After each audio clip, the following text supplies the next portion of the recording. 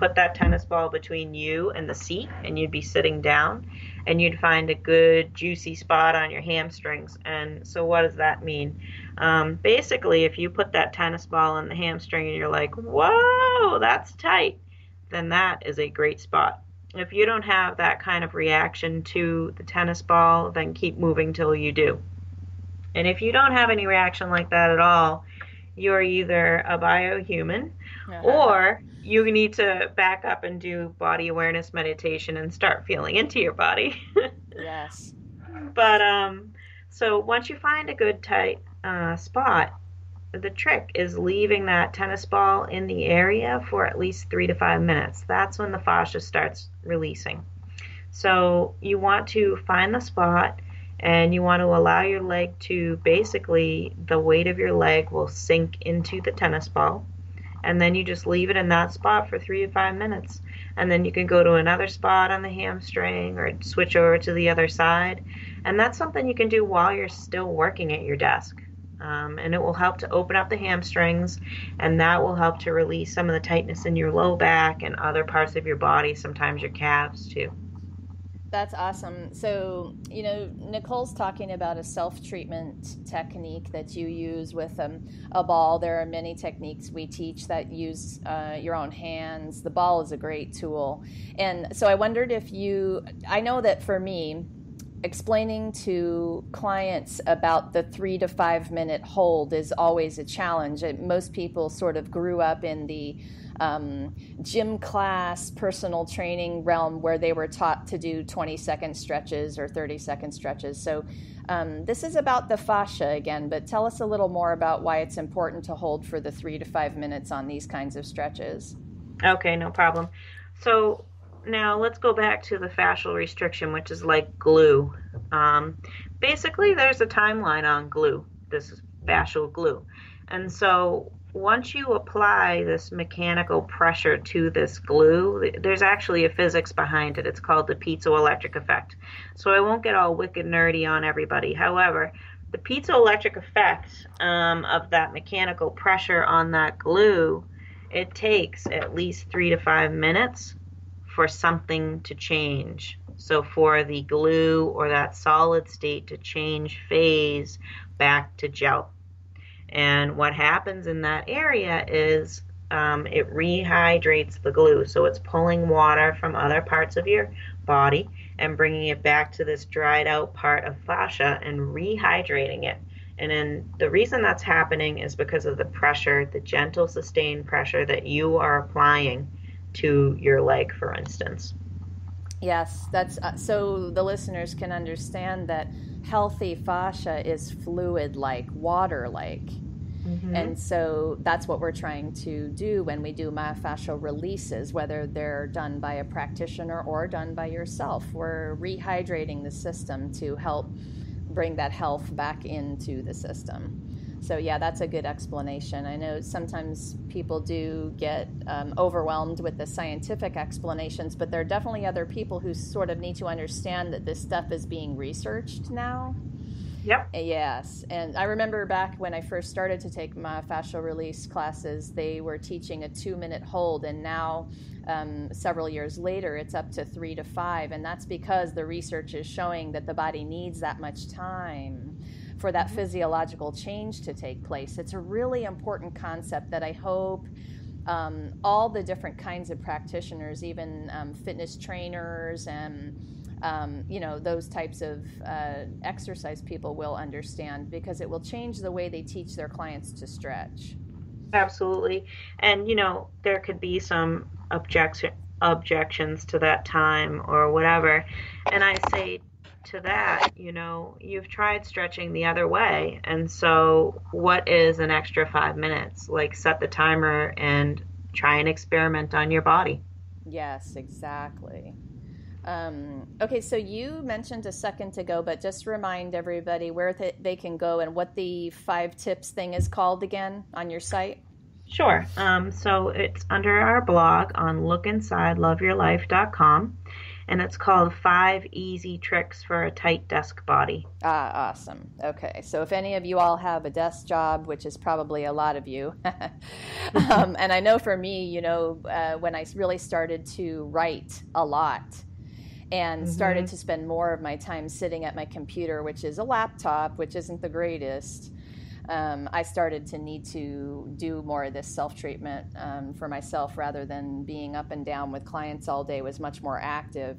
So if your job is more sedentary, you really need to understand that you need to do these types of things to keep your system healthy. So yeah, thank you for that. They can go on there and watch your. So you do it on a video, and they can watch you. And Yep, yeah, yep, perfect. Okay, yep. Yeah, because it's kind of hard to describe all the different it is. things. It is. It's much easier sometimes to watch it. I think it's only about 10 minutes long, so it's not too long. Yeah, awesome. Thank you. So, Nicole, tell me what you do when you are not trying to change the world with your healing. What are you up to these days? Well, basically, that's my main goal. But when I'm not trying to change the world, I love being outside. I love gardening. I do a lot of traveling. Um, I love seeing new places and hiking and stuff like that. Um, So, talk to me about, when you're outdoors in nature, hiking, and even with your gardening, there's the thing about the nature connection. Tell us about that. I know about that and love it as well. sure. Um, well, I just feel, I get outside and then after a few minutes, I start to be able to breathe easier and I feel like things are sort of going away from my mind, things that were like annoying me or upsetting me or freaking me out. I'm able to just relax outside and even just sitting down and watching the trees move through the wind. It helps me to slow down.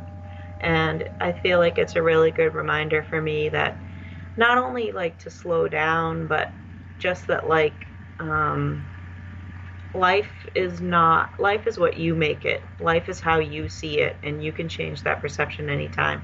I was thinking about this on the way to work the other day. I was having a situation, and I was, having this sort of spiraling effect of anxiety going through my body, and I was aware of it, and I was like, okay, this anxiety is unfounded. There's no reason for it. You don't have to have it. But it was literally like just spiraling, and I was driving to work. I was sitting in the traffic light and I was looking at the trees and I was like, and I heard the birds too. And I Yeah. thought in my mind, okay, these birds are out there, these trees are out there, and they're totally chilling right now. And you can be totally chilling too if you want to. And so I just looked at them. I saw the trees, I heard the birds, and I was able to sort of like match that energy and let go of some of that anxiety. Yes. Oh my gosh, the birds, right? Hmm.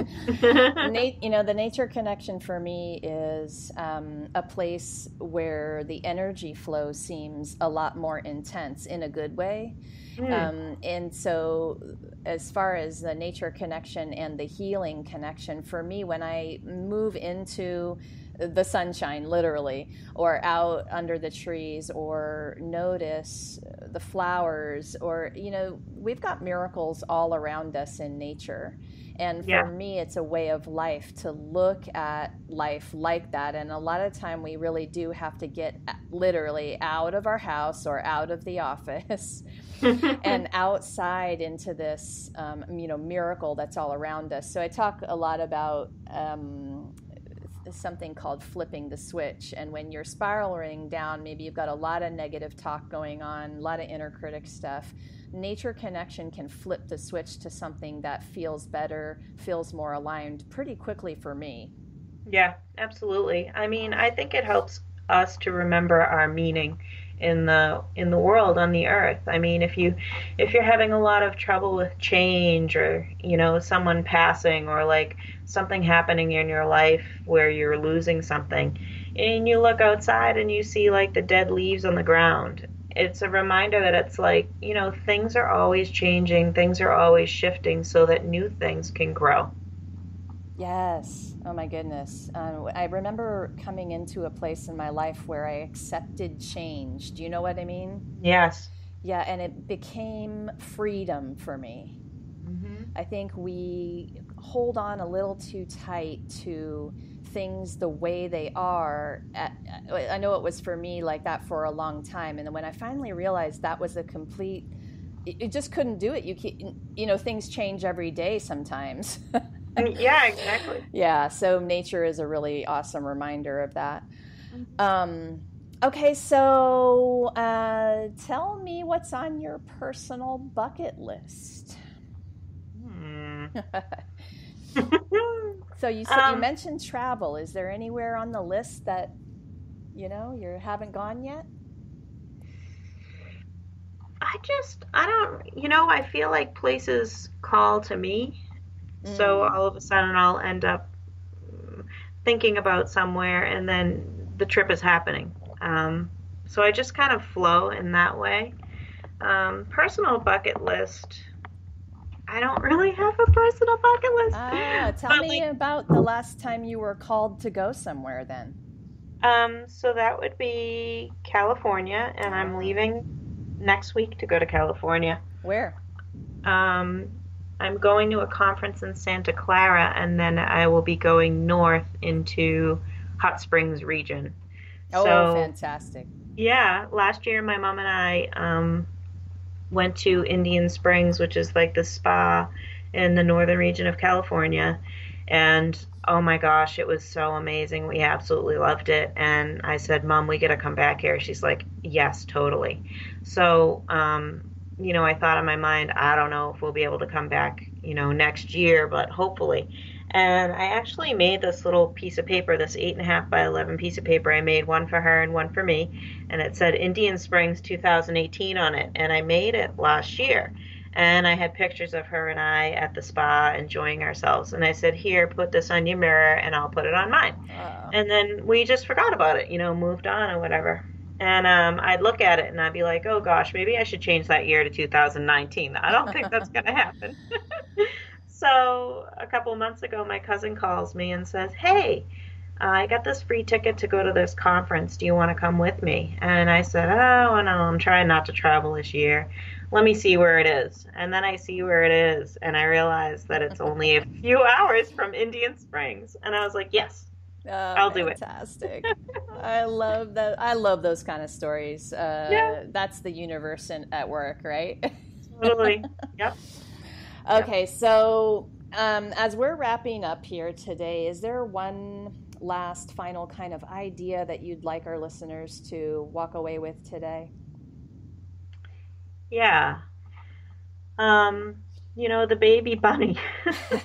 Sounds crazy, but I love the I baby bunny. really feel like if we can all learn to be easier on ourselves and treat ourselves like baby bunnies, that we could all learn how to do that for other people too. And I feel like we could use a lot of extra of that right now in the world. For sure. Thank you for that.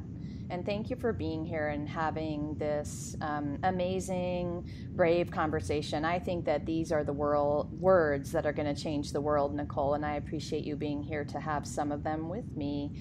Remember, you guys, that you can find Nicole and all of her amazing stuff at lookinsideloveyourlife.com. And some of you may know that I am a poet, and I really love to end the shows by reading you one. So, this particular poem will also help you understand a little bit more about what my new book is all about. So, settle in, relax, take a breath, and feel this poem.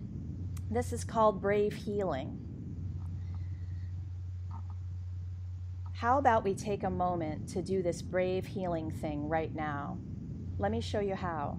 Close your eyes, take a breath, feel the words that are said. Drop down inside, recognize for once hiding isn't the answer. Take this moment to feel everything. Maybe you'll see we all feel everything.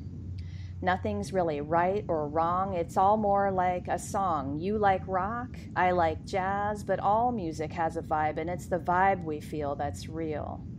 No word or rhyme or melody is better. It all just depends on what jives with your heart, what makes your soul light on fire, or dance or sing or express.